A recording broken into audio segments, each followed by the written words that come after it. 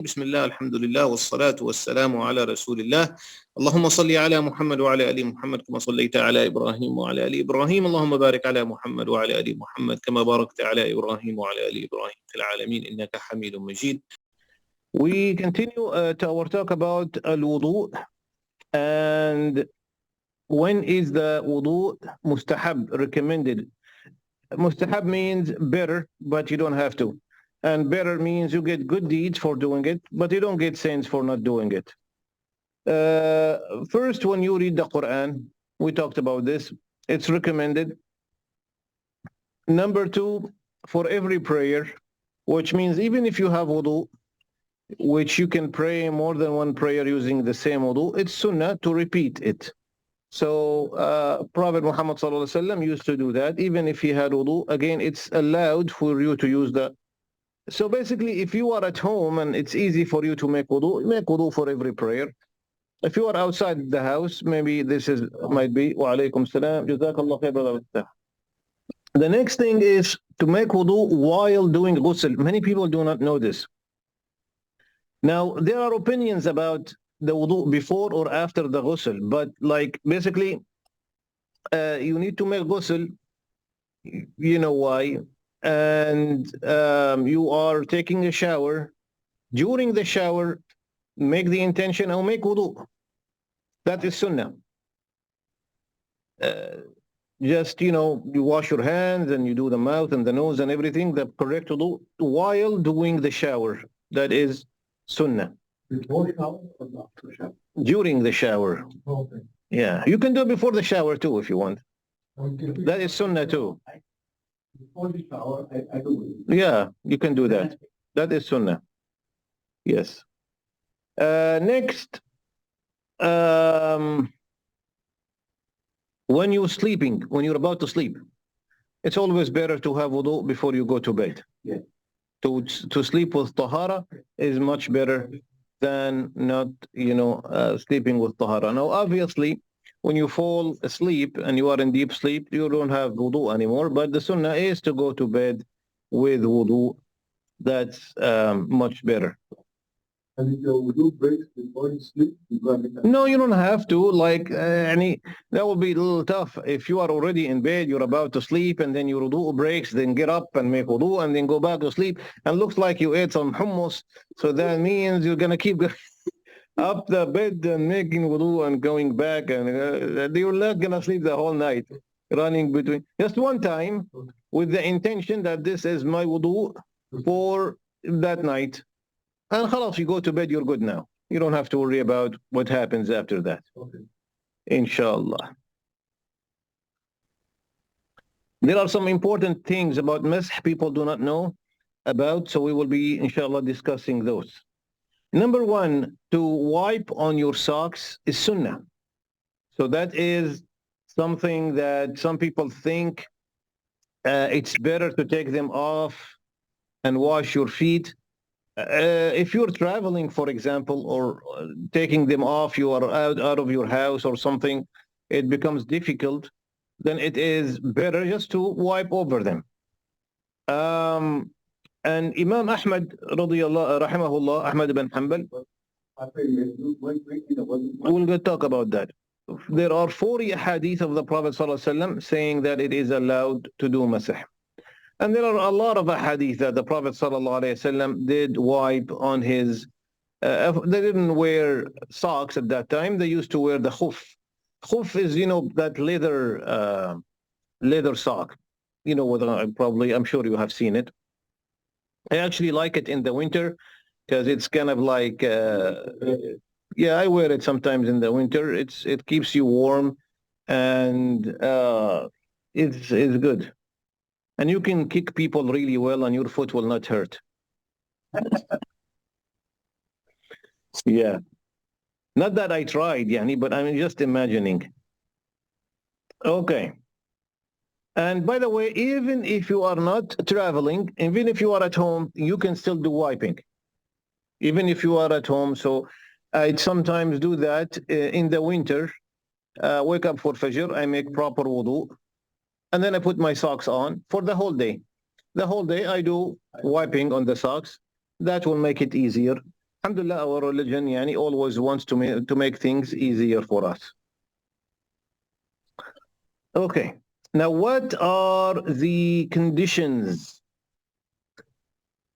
for us to wipe on the socks or the khuff? Same thing. These are important for us to know. Some people do not know those conditions. Number one, to wear it after making wudu properly. So you made a proper wudu, you washed your feet, you did everything properly, and then you put them on before breaking your wudu. So you have to wear them with tahara, with wudu. You have wudu, you put them on, you can wipe over them. Number two, this is important, they have to be covering the whole foot. You know, these new socks, I really don't like them at all. Those short, they have like small thing from the back. I don't know what you call these, the short socks. Do they have a name even? Doesn't cover the ankle. Doesn't cover the ankle. Those you can't wipe over them. Yes, Yusuf. Question. My cousin told me that you could do it with the sock, depending on the hole of the sock, you could still do it. Is that true? Hole? Yeah, I thought any type of hole. You mean there is a hole in the sock? Yeah. It depends if it's big or not. Yeah, but normally it's better not to have a hole in the sock. They say if the person is poor and they cannot buy really new socks, then that's fine. But if somebody does not have any really an excuse, then you should. Okay, so this is important for the sock to be valid for you to wipe over it. It has to be covering the whole foot, not those short, I don't know, what do they call them? Huh? Check. Supposing you finish one salah. I like these wafers. Exactly. Yeah, there is chocolate. Anything with chocolate is good. So supposing you finish praying, okay? Maybe while you're sitting down, or maybe you get home and just notice that there was a hole in the socks and you're ready to pray. That's okay. It's okay. It's already done. It's done, inshallah. Next, now you might be surprised to hear the next condition. They have to be halal, not the biha socks. You cannot wear like steel socks and do masah on them. Steel, like you go to a store and you steal socks and then you wear them. Not steel made out of steel. That's Captain America. Stolen socks. Now somebody says, who's gonna steal socks and then put them on and then go do masah? If your money is not halal, your income is not halal, same thing, the socks you bought with your money, those are not halal, and you cannot wipe over them. You have to wash your feet. So this is a good point. Make sure your income is halal. So that, because you wash your feet are halal, alhamdulillah. But the socks you're wearing, if they're not from a halal income, you cannot wipe over them. Just like somebody stole the socks and put them on and then made wudu. The sock has to be tahir itself. The sock has to be tahir, meaning, let's say the sock touched something impure, some, has some blood on it or some urine or something like this. Of course, obviously, you cannot do masah over them. Sheikh? Yes. So what about the clothes that you wear to pray? Do they have to be halal? I mean, what other option? You're going to take your clothes off? Of course. Come to the masjid and you come to the masjid, what's happening here? Why nobody's wearing anything? Everybody decided to do the halal way. Like that imam who went to do the salatul istisqa, the prayer for asking for the rain. So normally you should try to do everything the halal way because you're begging Allah for the rain. So the imam said, oh, people, please, if anybody did any injustice, took anybody's right, did something haram in the past couple of days or something, please don't join us. We want to be pure 100%. And then he looked behind and there was nobody there. he was by himself. So obviously the clothes you're wearing and everything you are wearing should be halal. But the thing is, when you are doing masah, now what if your clothes are not halal, but you made wudu and you prayed? Will Allah not answer not accept your prayer? He will accept your prayer. But if the socks, because you wiped on the socks, now the socks basically are a part of your body. Basically, they are like your feet. And that's why the wudu is incorrect, so your salah is incorrect. If your leather socks were tanned from pig, is that haram to use during prayer, or is it only when you consume it? No, actually, this is mentioned here. You cannot do wiping on them. And you're not supposed even to be wearing them because they are impure. If your leather socks are made out of, or they have anything incorporated in them from a pig or something similar to that, you cannot wear them in prayer even. And obviously, you cannot wipe over them too. They have to be made out of anything else, which is pure. I mean, everything. Oh, same thing, by the way, silk. The real silk for men, you're welcome. Real silk for men, you cannot have socks made out of real silk and you wipe over them. Yeah, that's not acceptable either. You're not supposed to wear silk. You're not supposed to wear silk, but again, that makes it double sin. Okay, I heard some tasbih is made out of pork skin. MashaAllah. Where do you get your stuff from? Nigeria? No. He said he had tasbih made out of pork. That should be a religious pork. What do you get? Making a tasbih. How do we wipe on the socks? Of course, I probably have explained before, but if this is my foot, obviously this is not my foot, but if this was my foot, you put your two fingers or the whole, that's fine, with a little bit water. It's called masah, not wash, which means wipe, not wash. From the front all the way back, and you cover all the back of the sock, not the bottom, the back. The right foot with the right hand and the left foot with the left hand. You can use right hand for the back. It's okay, fine either way. If you wipe underneath and instead of the top, your masah is incorrect. Obviously, your wudu is incorrect and your salah is incorrect.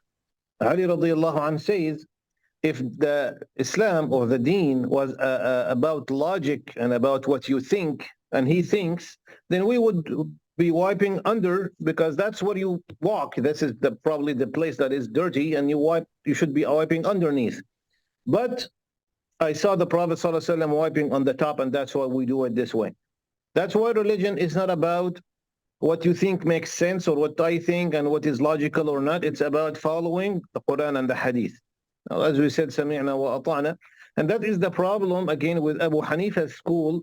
He used opinion and logic over al-aql ala al-naql. Basically, what makes sense to him is more important than what the text says. And that was one of the things that people were against. Anyway, if you wipe from the top and the bottom, your masah is correct, but it's disliked, makruh. So you don't get reward for that because we want to follow the sunnah. The duration, in terms of the duration, how long can you keep the sock on when you are wiping over it? If you are in town at home, you're not traveling, it's 1 day, 24 hours. So after the time expires, you can no longer do masah. For the traveler, 3 days. 3 days. So, and that the time starts from the moment you break your wudu. So basically, you made the proper wudu, you put your socks on, you have wudu, that's good, and now you broke your wudu. That is when the time starts, where you will be counting 24 hours or 3 days for the traveler, where you can no longer do. And of course, what we mean by you can no longer do it, that means you have to take your socks off, make proper wudu, and then put them on again and start over the cycle if you want to. What breaks your masah? So certain things will break your wudu if you cannot do wiping anymore. What will invalidate the wiping? the whole thing. Number one, needing a ghusl, obviously. If you need a ghusl, then you cannot do wiping, you cannot do wudu anyway without. So you have to take them off, obviously. Number two, and this is important, taking them off partially or completely. Meaning, let's say somebody's wearing socks and then he felt something under the sock on his foot, some itch, something, and he pulled the sock down a little bit or all the way to the place where the wudu should be done. You can't do wiping on those anymore. Many people do not know this. So you're wearing your socks and everything, and then you felt that something is itching you or something is bothering you. So you pulled the sock down, not all the way. You did not take it all the way off, but you took it like a good distance down. You cannot wipe over them anymore. Especially past the ankle. Not especially, only when it's past the ankle.